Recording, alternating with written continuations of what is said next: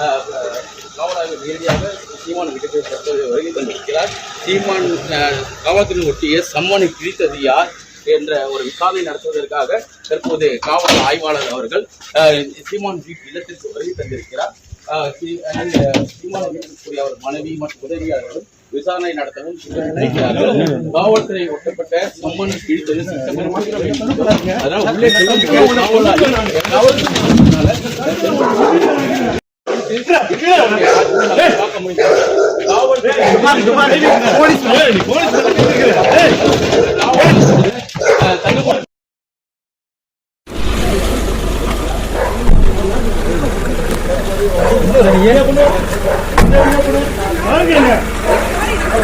sorry சீக்கிரம்